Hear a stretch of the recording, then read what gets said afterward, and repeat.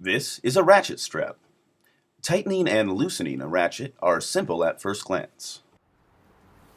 Tightening down is started with threading the end through the strap and pulling it towards you, not away from you.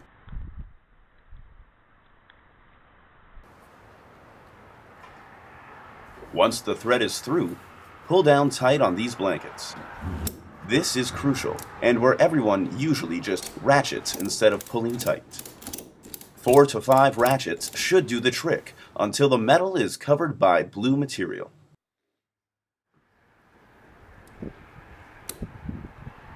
By pulling up the lever, it releases tension to open the mouth, and once fully opened, it will spring the material free.